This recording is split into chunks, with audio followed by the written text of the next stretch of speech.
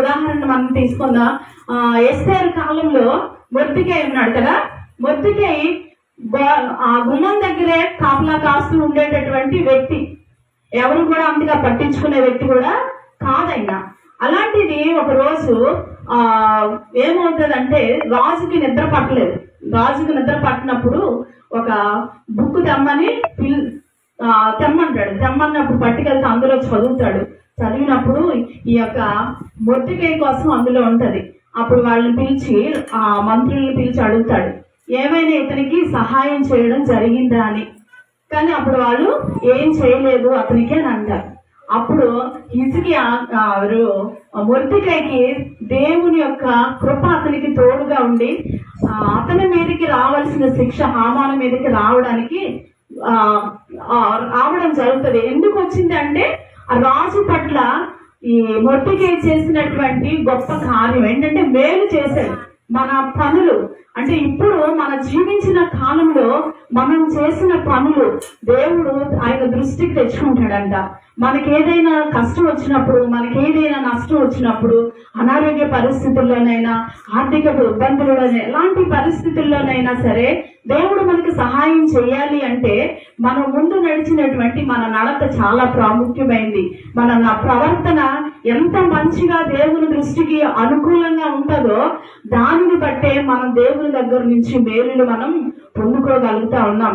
అలాగే ఇక్కడ మొర్దెకై కూడా దేవుని దగ్గర నుంచి మేలు పొందుకున్నాడు. అదే రీతిగా హిజ్కియా కూడా ఆయన యొక్క మరణకరమైన కాలంలో చనిపోవలసిన పరిస్థితిలో ఆయన దేవునికి ప్రార్థించినప్పుడు దేవుడు ప్రార్థన విన్నాడు. అంటే కారణం ఏంటంటే అతను రాజుగా నియమించబడినప్పుడు ఆ హిజ్కియా చేసినటువంటి పనులు, ఆ పనులే ఇక్కడ రాయబడ్డాయి. 2వ రాజుల గ్రంథం 18వ అధ్యాయంలో ఆయన సింహాసనం ఎక్కగానే, రాజు అవ్వగానే ఏం చేశాడంటే ముందు రాజులు చేసినటువంటి కార్యాలు ఏవి కూడా హిజ్కియా మహారాజు చేయలేదు. వాటిని దూరంగా చేశాడు. ప్రజలకి దేవుణ్ణి దగ్గర చేశాడు. దేవునికి దూరం అయిపోయినటువంటి ప్రజలని దేవునికి దగ్గరగా తీసుకొచ్చాడు. దేవాలయంలో ఉండవలసినటువంటి వస్తువులను దేవాలయంలోకి తీసుకొచ్చాడు. ఏదైతే దేవాలయంలో ఉండకూడదో వాటన్నిటినీ కూడా దేవాలయం వెలుపలికి పడగొట్టడం జరుగుతూ ఉంది. చూడండి, ఇక్కడ తన పితరుడైన దావీదు చేసినట్లు అతడు యెహోవా దృష్టికి పూర్ణముగా నీతిని అనుసరించను. ఫస్ట్ ఏం చేశాడంట, ఆయన యొక్క పితరుడైనటువంటి దావీదు ఏ రీతిగా దేవునికి అనుకూలంగా దేవుని దృష్టికి యథార్థంగా ప్రవర్తించాడో రాజుగా, ఆ రీతిగా హిజ్కియా కూడా నీతిని అనుసరిస్తూ కూడా ఆయన పూర్ణ హృదయంతో, సగం హృదయం కాదంట, సగం దేవుల్లో సగం లోకంలో ఉన్నటువంటి హృదయంతో దేవుణ్ణి ఆరాధించలేదు హిజ్కియా. ఏ రీతిగా ఆరాధించాడు? పూర్ణ హృదయంతో. అంటాం కదా, మనకుంది కదా వాక్యం, ఎలా దేవుని స్తుతించాలి మనం? పూర్ణ హృదయంతో, పూర్ణ మనస్సుతో మనం దేవుని, మన పూర్ణ బలంతో మన దేవుణ్ణి స్తుతించాలి. పాట పాడేస్తాం మనం, నా పూర్ణ బలంతో నేను నిన్ను స్తుతిస్తాను, పూర్ణ మనస్సుతో నిన్ను ఆరాధిస్తాను అని పాట పాడుతూ ఉంటాం. పాట పాడడం కాదు కానీ మనం నిజంగా మన హృదయపూర్వకంగా దేవుణ్ణి మనం ఆరాధించవలసిన వారమై ఉన్నాం. అలాగే నీతిని అనుసరిస్తూ, నీతి అంటే మనలో ఉన్న పాపాన్ని దూరపరుచుకోవాలంట. అరచేతులు మన పాపం ఉన్నప్పుడు మనం దాన్ని దూరంగా నెట్టివేయాలంట. అలాగ మనం నీతిని అనుసరిస్తూ మనం దేవుని సన్నిధిలో ముందు కొనసాగవలసిన వారమైన. అలాగే ఇక్కడ హిజ్కియా మహారాజు అదే పని చేశాడు. యెహోవా దృష్టికి నీతిని అనుసరిస్తూ సంపూర్ణ హృదయంతో దేవునికి సమర్పించుకుని ఆయన రాజ్యాన్ని పరిపాలన చేయడం మనం చూస్తా ఉన్నాం. అదే రీతిగా ఉన్నత స్థలములను పడగొట్టి, విగ్రహములను పడగొట్టి, దేవతా స్తంభములను పడగొట్టాడంట. ఏమేం పడగొట్టాడు? ముందు ఉన్నత స్థలాలు, దేవుడు ఉండవలసినటువంటి స్థలంలో ముందు రాజులు ఏం చేశారంటే విగ్రహాలను నిలబెట్టారు, అక్కడ బలిపీఠాలు కట్టారు, దేవునికి వ్యతిరేకమైనటువంటి పనులు చేశారు. దేవుడి ఉపకరణాలన్నింటినీ కూడా బయటికి పారవేయడం జరిగింది. అయితే హిజ్కియా ఎప్పుడైతే రాజు అయ్యాడో ఆ దేవాలయంలో ఉండవలసిన వాటన్నిటినీ తిరిగి తీసుకురావడం అక్కడ మనం చూస్తా ఉన్నాం. అదే విగ్రహాలను పడగొట్టాడంట.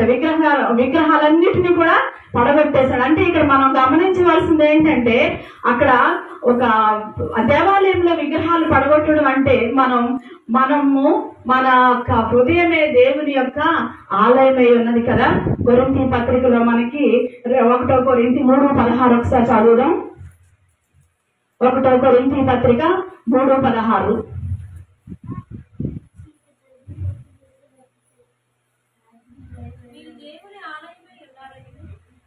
మీరు దేవుని ఆలయమై ఉన్నారనియు దేవుని ఆత్మ మీలో నివసించుచున్నాడనియు మీరెరుగరా?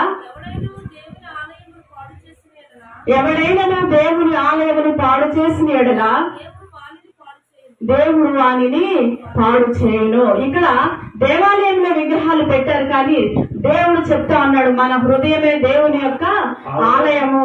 అంటే మన హృదయంలో ఏ విగ్రహం అయితే ఉందో దానిని మనం తీసివేయాలి. ఎలాంటి మనం దేవుని కంటే ఎక్కువగా దేనినైతే ప్రేమిస్తా ఉన్నామో అదే దేవుని మనకి విగ్రహము. ఒకవేళ దేవునికి వ్యతిరేకమైనటువంటి ఆలోచనలు, దేవునికి వ్యతిరేకమైన శరీర కార్యాలు మన హృదయాల్లో ఉన్నాయేమో ఒకసారి గమనించుకుని వాటిని మన హృదయాల్లో నుంచి మనం తొలగించవలసిన వారమే. అప్పుడే దేవుడు మన ప్రార్థన ఆలకిస్తాడు. హిజ్కియా ప్రార్థన ఆలకించినట్లుగా, ఆయన మరణము నుంచి తప్పించినట్లుగా మనల్ని కూడా దేవుడు మరణము నుంచి మనల్ని తప్పించడానికి సిద్ధంగా ఉన్నాడు. మనం చేయవలసిన పనులు ఏంటంటే మన హృదయము దేవునికి ఇష్టానుసారంగా ఉండాలి. పూర్ణ హృదయంతో దేవుణ్ణి మనం సేవించాలి. మన ఆలయము, మన హృదయమే దేవుని యొక్క ఆలయము. ఆయన నివసించాలంటే నీతిని అనుసరించి నడవాలి, సంపూర్ణంగా దేవుల్లో మనం నడవాలి. ఇంకా ఆయనని మనం అనుసరించవలసిన వారమై ఉన్నాం. అలాగే మనకి ఏవైతే ఇష్టమైనటువంటి దేవుని కంటే ఎక్కువగా ప్రజెంట్ మన లోకంలో ఏమి చూస్తా ఉన్నామంటే దేవుని కంటే ఎక్కువగా దేన్ని ప్రేమిస్తున్నారంటే సెల్ ఫోన్లే ప్రేమిస్తున్నారు కదా. ఉదయం లేచింది మొదలుకొని సెల్ తోనే లేస్తారు, పక్కనే పెట్టుకుంటారు కదా. కానీ దేవుడు ఫస్ట్ మనం ఏం చేయాలి? లేవడం దేవుణ్ణి స్తుతించాలి. స్తుతించిన తర్వాతే మనం ఏదైనా దేవునితోనే మొదటిగా మన మాట చెప్పాలి, దేవునితోనే మొదటిగా మనం మాట్లాడాలి. అప్పుడే మనం పూర్ణ హృదయంతో దేవుని స్తుతించే వాళ్ళమై ఉంటాం. అదే రీతికి ఇక్కడ ఇంకా ఏం చేశాడంటే, మోషే చేసిన ఇత్తడి సర్పము చిన్న భిన్నములుగా చేసెను, దానికి ఇశ్రాయేలు నెహుష్టాను పేరు పెట్టి దానికి ధూపం వేయించి ఉండేది. ఆ కాలంలో చూడండి, మోషే కాలంలో ఏం చేశాడంటే ఒక రోగం వచ్చింది. వాళ్ళు చేసినటువంటి పనులను బట్టి దేవుడు వారిని శిక్షిస్తా ఉన్నాడు. అప్పుడు ఒక రోగం వచ్చింది. ఎక్కడ ఉంటదంటే అది సంఖ్యాకాండం 21వ అధ్యాయము 4వ వచనం నుంచి 10వ వచనం వరకు ఉంటుంది. ఒకసారి చదువుదాం. అది సంఖ్యాకాండము 21వ అధ్యాయము.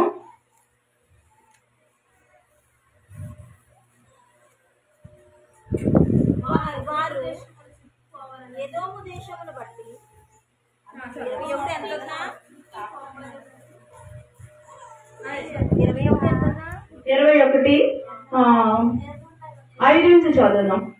కాగా ప్రజలు దేవునికి మోషేకును విరోధముగా మాట్లాడి, ఈ అరణ్యములో చచ్చుటకు ఐగుప్తులో నుండి మీరు మమ్మెందుకు రప్పించితిరి? ఇక్కడ ఆహారము లేదు, నీళ్లు లేవు, ఈ అన్నం మాకు అసహ్యమైనదని. అందుకు యెహోవా ప్రజలలోనికి తాపకరమైన సర్పములను పంపెను. అవి ప్రజలను కరువగా ఇశ్రాయేలులో అనేకులు చనిపోయారు. కాబట్టి ప్రజలు మోషే యొద్దకు వచ్చి, మేము యెహోవాకును నీకును విరోధముగా మాట్లాడి పాపం చేసి, యెహోవా మా మధ్య నుండి ఈ సర్పములను తొలగించినట్లు ఆయనను వేడుకొనుమని. మోషే ప్రజల కొరకు ప్రార్థన చేయగా, యెహోవా నీవు తాపకరమైన సర్పము వంటి ప్రతిమను చేయించి స్తంభము మీద పెట్టుము. అప్పుడు కరవబడిన ప్రతి వాడును దాని వైపు చూసి బ్రతుకునని యెరూషలేములో మోషేకు సెలవిచ్చింది. ఓకే, ఇక్కడ ఎందుకు దేవుడు ఇక్కడ చెప్పాడంటే, దేవునికి మోషేకి విరోధంగా ఇశ్రాయేలీలు పాపం చేయడం వల్ల దేవుని కోపం వచ్చి వాళ్ళలోనికి సర్పాలను పంపించాడు. విషపూరితమైనటువంటి సర్పాలను పంపించినప్పుడు వాళ్ళని కరిచి చాలా మంది ప్రజలు చనిపోయారు. అప్పుడు వాళ్ళు మళ్ళీ మోషే దగ్గరకు వచ్చి చెప్తారు, మోషే మమ్మల్ని ఇక్కడ ఈ చవి సారం లేనట్టు రుచి లేని భోజనానికి మమ్మల్ని తీసుకొచ్చేవాళ్ళం. మీ అందరికి తెలుసు కదా మోషే మీద ఇశ్రాయేలీ ప్రజలు ఏ విధంగా సడుక్కున్నారు మన అందరికీ తెలుసు. అయితే అప్పుడు మోషే మళ్ళా ప్రార్థన చేసినప్పుడు దేవుడు మోషేకి ప్రత్యక్షమై చెప్తా ఉంటాడు, ఒక ఇత్తడి సర్పం, ఎలాంటి సర్పాలు అయితే అక్కడ ఉన్నావో, ఎలాంటి సర్పం ఆ ప్రజలను కలుస్తోందో అలాగే ఒక సర్పాన్ని, ఇత్తడి సర్పాన్ని చేసి నువ్వు స్తంభం మీద పెట్టు, దాన్ని చూసిన వారు ప్రతి ఒక్కరు కూడా స్వస్థత పొందుతారు అని దేవుడు మోషేకి చెప్పినప్పుడు మోషే అలా చేశాడు ఆ కాలంలో. అయితే అప్పటి నుంచి కూడా ఇశ్రాయేలీలు ఏం చేశారట, ఆ మోషే చేసినటువంటి ఇత్తడి సర్పాన్ని ఒక దేవతగా వాళ్ళు పూజ చేసి దూపం వేయడం మొదలు పెట్టారంట. అక్కడ దేవుడు స్వస్థత పడడానికి చేసినటువంటి కార్యాన్ని వాళ్ళు ఎలా మలిచారు, ఒక విగ్రహంగా మలిచేసి దానికి ఒక పేరు కూడా వాళ్ళు పెట్టారు, నెహుష్టాను అనే పేరు కూడా దానికి పెట్టి దానికి దూపం వేయచ్చు, దాన్ని ఒక విగ్రహ రూపంలో ఉంది కాబట్టి విగ్రహంగా దాన్ని మలుచుకొని దాన్ని పూజ చేయడం ప్రారంభించారనమాట. ఎప్పుడైతే హిజ్కియా రాజుగా వచ్చాడో దానిని కూడా పడగొట్టి దానిని కూడా ఆ దేవాలయం అక్కడి నుంచి ఇశ్రాయేలు ప్రజల మధ్యలో నుంచి దాన్ని తొలగించడం జరిగింది. అంటే అక్కడ విగ్రహారాధన లేకుండా చేశాడు. అలాగే ఆ సర్పాన్ని కూడా అక్కడ లేకుండా చేశాడు. ఇంకా ఏం చేశాడంటే అతడు ఇశ్రాయేలు దేవుడైన యెహోవా యందు విశ్వాసం ఉంచాడంట. ఏముంచాడండి? విశ్వాసం ఉంచాడు. అంటే దేవుడు తప్ప ఇంకొకటి నాకు లేదు, దేవుడే నాకు సమస్తాన్ని చేయగలిగినటువంటి సమర్థుడు అని ప్రతి విషయంలో కూడా విశ్వాసంతో ముందుకు కొనసాగాడు. అంటే ముందు రాజులు ఎన్ని తప్పులు చేసిన వాటన్నిటిని కూడా పక్కకు నెట్టేసి వాళ్ళని అనుసరించకుండా దేవుణ్ణే పట్టుకుని దేవుని యందు విశ్వాసంతో ముందుకు కొనసాగాడు. ఇక్కడ మనం చూస్తా ఉన్నాం. అదే ఇంకా ఎలా నడిచాడంటే చూడండి, మనకి హెబ్రీ పత్రికలో విశ్వాసుల యొక్క జాబితా అంతా ఉంటది. అందరూ కూడా విశ్వాసంతో ముందుకు నడిచిన వారే అందులో మనం చూస్తా ఉన్నాం. మోషే అయితే గొప్ప ధనవంతుడే, ఒక రాజు కుమార్తె, ఆ కుమార్తె యొక్క కుమారుడే. కానీ ఏం చేశాడు, ఆ యొక్క ధనాన్ని ఎంచుకోకుండా, గొప్పగా ఎంచుకోకుండా ఆయన విశ్వాసంతో ముందుకు కొనసాగి ఇశ్రాయేలు ప్రజలకు నాయకుడుగా మారగలిగాడు. అదే రీతిగా ఇక్కడ కూడా విశ్వాసంతో నడిచాడు. హిజ్కియా రాజు విశ్వాసంతో ముందుకు నడవడం మనం చూస్తా ఉన్నాం. అతని తరువాత వచ్చిన యూదా రాజులలో, అతని పూర్వీకుల అయిన రాజులలో అతని సమానుడైన వాడు ఒక్కడు కూడా లేడంట.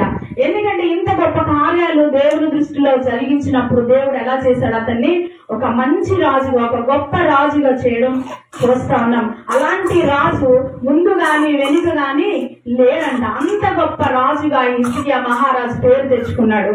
అందుకే మరణంలో నుంచి బయటపడడం మనం చూస్తా ఉన్నాం. అతడు యెహోవాను హత్తుకున్నాడంట. ఇంకా ఎలా చేశాడంట, విశ్వాసంతో ముందుకు నడిచాడు. ఇంకా ఆయన లాంటి ఏ రాజు కూడా లేడంట, అతనికి సమర్థుడైనటువంటి రాజు లేడంట. దేవునితో హత్తుకొని నడిచాడంట. హానోకు దేవునితో నడిచాడు, హత్తుకుని దేవుడు ఆయన్ని తీసుకుని వెళ్ళిపోయాడు. ఆయనతో పాటు నడిచి వెళ్ళిపోగలిగినటువంటి గొప్ప భాగ్యాన్ని హానోకు పొందుకున్నాడు. అదే రీతిగా ఇక్కడ కూడా హిజ్కియా ఎలా ఉన్నాడంట, దేవుని హత్తుకొని నడిచాడు. హత్తుకోవడం అంటే తెలుసు కదా మనకి, ఒక కౌగిలించుకోవడం. హత్తుకోవడం అంటే అంటే దగ్గరగా, దేవునికి దగ్గరగా ఆయన ఆలోచనలు అనుసరించి ఆయన యొక్క చెప్పిన ప్రకారంగా హిజ్కియా నడవడం ప్రారంభించాడంట. ఆయన హత్తుకొని నడిచాడంట, విశ్వాసంతో నడిచాడంట, పూర్ణ హృదయంతో దేవుని సేవించాడు, నీతిని అనుసరిస్తూ దేవుని సేవించాడు. ఇంకా ఎలా నడిచాడంటే ఆయన్ని వెంబడించట్లో వెనక్కి తీయలేదంట. ఎలాంటి రాజులు ఎదురొచ్చినా సరే అస్సలు వెనక్కి తగ్గలేదన్నమాట. హిజ్కియాకి ఒక రాజు చాలా అడ్డుగా ఉండేవాడు, సన్హరీబు అని ఒక రాజు ఇశ్రాయేలీ ప్రజలను పరిపాలన చేస్తా ఉన్నాడు. సన్హరీబు అతను చాలా అడ్డు ఈ హిజ్కియా రాజుకి. అతను ఒక రబ్షాకే అనేటటువంటి ఒక ప్రవక్త, ఒక వ్యక్తిని, వాళ్ళ యొక్క సైన్యంలో ఉన్నటువంటి వ్యక్తిని పంపించి దోషణ మాటలతో ఈ హిజ్కియా రాజుకు ఒక ఉత్తరం కూడా రాస్తాడు ఆ సన్హరీబు. అయితే ఆ ఉత్తరాన్ని దేవుని సన్నిధిలో పరిచి చాలా గట్టిగా ప్రార్థన చేస్తాడు ఈ హిజ్కియా మహారాజు. వాళ్ళ నుంచి కూడా జయం పొందుకోవడం మనం చూస్తా ఉన్నాం. ఆ 17-18 అధ్యాయాలు చదివితే ఈ హిజ్కియా ఎంతగా బాధ అనుభవించాడో కూడా మనకి తెలుస్తుంది ఆ సన్హరీబు కొరకు. అలాంటి రాజుల మధ్యలో దేవుడు హిజ్కియా మహారాజుకి సహాయం చేసి వాళ్ళని జయించడానికి దేవుడు సహాయం అనుగ్రహించాడు. ఇంకా ఏం చేశాడంటే మోషే ఇచ్చినటువంటి ఆజ్ఞలన్నిటినీ కాకున్నాడంట. ఈ ఆజ్ఞ మనకు కూడా ఉంది. ఆయన ఇచ్చినటువంటి ఆజ్ఞలన్నీ మనం కూడా గైకోవాల్సిన వారమే ఉన్నాం. ఇక్కడ హిజ్కియా మహారాజు మోషే ఇచ్చినటువంటి ఆజ్ఞల ధర్మశాస్త్రాన్ని అనుసరించాడు. దేవుడు ఇచ్చినటువంటి ఆజ్ఞలన్నీ కూడా పాటించాడు అనమాట. పాటించాడు కాబట్టి దేవుడు హిజ్కియా మహారాజు ప్రార్థన మరణ సమయంలో ఆలకించడం జరిగింది. అందుకే అంత ధైర్యంగా కూడా ఏం చెప్తున్నాడు, నేను నీతో ఎంతో యథార్థపరుడుగా నేను జీవించాను, నీతిని అనుసరించి బ్రతికాను, నన్ను కృపతో నువ్వు జ్ఞాపకం చేసుకోమని ప్రార్థన చేశాడు. అలాంటి కష్ట దశలో ఎందుకు ప్రార్థన చేశాడు, దేవుడు ఎందుకు ఆలకించాడు అంటే ఆయన రాజుగా ఉన్నప్పుడు ఏమి గర్వించలేదు.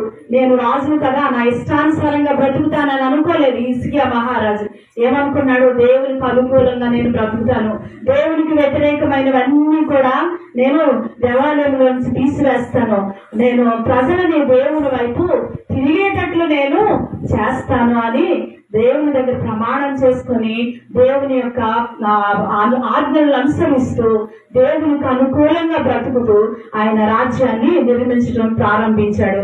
ఆ తర్వాత ఆయనకి మరణకరమైన రోగం కలిగినప్పుడు ఆయన కన్నీళ్లు విడుచుచు దేవుని సన్నిధిలో ప్రార్థన చేసినప్పుడు దేవుడు ఆయన ప్రార్థన ఆలకించాడు. అందును బట్టి దేవుని హిజ్కియా ప్రార్థన ఆలకించాడు. ఈ పనులన్నీ చేయడం వల్ల, ఎందుకంటే ఆయన జీవించిన కాలంలో దేవునికి ఇష్ట ప్రకారంగా జీవించాడు కాబట్టి ఆ మరణకరమైన సమయంలో దేవుడు హిజ్కియాని జ్ఞాపకం చేసుకున్నాడు. అదే అంటున్నాడు, కృపతో నన్ను జ్ఞాపకం చేసుకో, నేను ఎలాగ నీతో నడిచానో, ఎంత యథార్థ హృదయంతో నీలో ప్రవర్తించానో ఒక్కసారి జ్ఞాపకం చేసుకోమని ధైర్యంగా దేవుని దగ్గర మాట్లాడుతూ ఉన్నాడు హిజ్కియా మహారాజు. అలాగే మనం కూడా ధైర్యంగా మాట్లాడగలగాలి అంటే మనం జీవించినంతకాలం మనం దేవునికి ఇష్ట ప్రకారంగా, దేవునికి అనుకూలంగా, దేవుని యొక్క అడుగు జాడలు ఆయన వాక్య ప్రకారంగా మనం నడిచినప్పుడు మనల్ని కూడా దేవుడు జ్ఞాపకం చేసుకుంటాడు. ఆయన రాకడలో మనం ఎత్తబడగలిగిన వారమై ఉంటాం.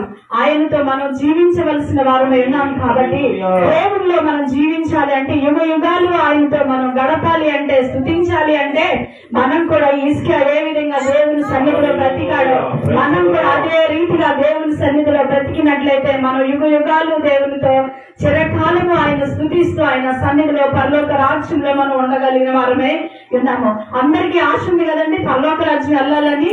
అందరికీ కూడా పరలోక రాజ్యం వెళ్ళాలని ఆశ ఉంటది. ఆ ఆశకి మనం తీర్చుకోవాలి అంటే మనం ఏం చేయాలి, మనం బ్రతికినంతకాలం భూలోకంలో మంచిగా బ్రతకవలసిన వారమే ఉన్నాం. లోకానికి దూరంగా ఈ యొక్క సహవాసం, ఇందాక వాక్యం చదువుకున్నాం కదా, విశ్వాసికి అవిశ్వాసితో పాలెక్కడు, బెలియాలితో ఏమి సంబంధము అని మనం చదువుకున్నాం. అదే రీతిగా మన లోకంలో జీవిస్తున్నా సరే లోకానికి దూరంగా బ్రతకవలసిన వారమే మనం ఉన్నాం. అలాగే ఇక్కడ అనేక మంది రాజులు ఉన్నా సరే వాళ్ళెవ్వరిని కూడా హిజ్కియా మహారాజు అనుసరించలేదు. ఏ రీతిగా దేవుని అనుసరించాడో మనం ఇప్పుడు తెలుసుకున్నాం. కాబట్టి ఆయన మరణ కాలంలో దేవుడు ఆయనకి సహాయం చేసి ఉన్నాడు. అదే రీతిగా మనకి సహాయం చేయాలంటే మనం కూడా హిజ్కియా మహారాజు వలె మనం ఈ విషయాలు మనం నేర్చుకొని మన జీవితంలో మనం కూడా ఆ రీతిగా పూర్ణ హృదయంతో దేవుని అనుసరించి ఆయనకు కృతజ్ఞతాస్తుతులు చెల్లిస్తూ ఆయన యొక్క ఆజ్ఞలను అనుసరించి నడుచుకున్నట్లయితే మనల్ని కూడా మన మరణ దశలో, మన యొక్క మరణ కాలంలో దేవుడు మనల్ని జ్ఞాపకం చేసుకొని మనల్ని కూడా ఆయన సన్నిధిలో చేర్చుకోవడానికి దేవుడు సిద్ధంగా ఉన్నాడు. ఈ గొప్ప మాటలో దేవుడు దీవించును గాక. ఆమేన్. అందరూ ఒకసారి గట్టిగా దేవుని స్తోత్రం చెల్లించుదాం. బిగ్గరగా చెప్పాలి. హల్లెలూయా, హల్లెలూయా. ఎంతో ఆత్మీయమైన విలువైనటువంటి మాటలు మనం హిజ్కియా గారి ద్వారా ఇంతవరకు మనము విన్నాము. హిజ్కియా మరణకరమైన పరిస్థితి నుండి విడుదల చేయబడ్డాడు. దేవునికి స్తోత్రం చెప్తాం. మరణకరమైన పరిస్థితి నుండి విడుదల చేయబడ్డాడు, సామాన్యం కాదు. మరణకరమైన పరిస్థితి నుండే దేవుడు విడుదల చేశాడంటే నీకు నాకు వచ్చే పరిస్థితుల నుండి దేవుడు విడుదల చేయడం ఖచ్చితంగా చేస్తాడు. మరి హిజ్కియాను దేవుడు ఎందుకు చేశాడు? హిజ్కియా చేసిన పని ఒకటే, దేవుణ్ణి హత్తుకున్నాడంట. హల్లెలూయా చెప్పండి.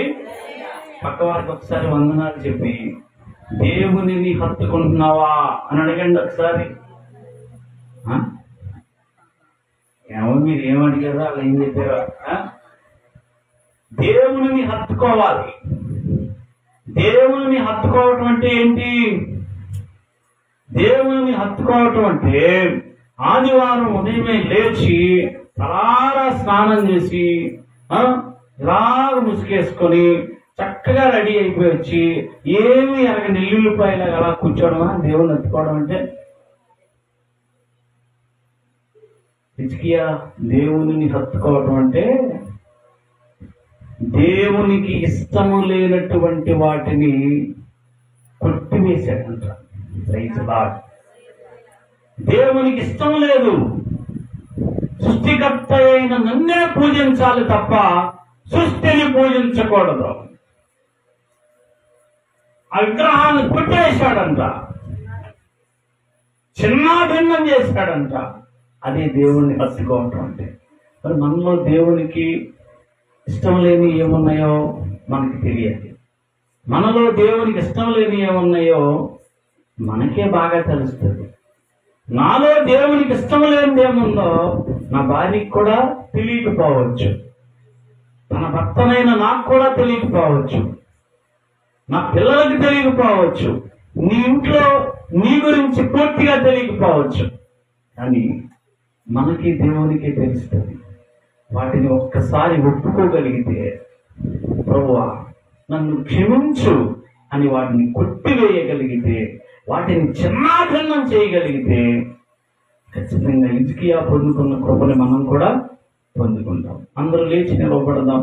అందరూ లేచి నిలవబడి పెట్టబడిన వాక్యాన్ని మన హృదయంలో జ్ఞాపకం చేసుకొని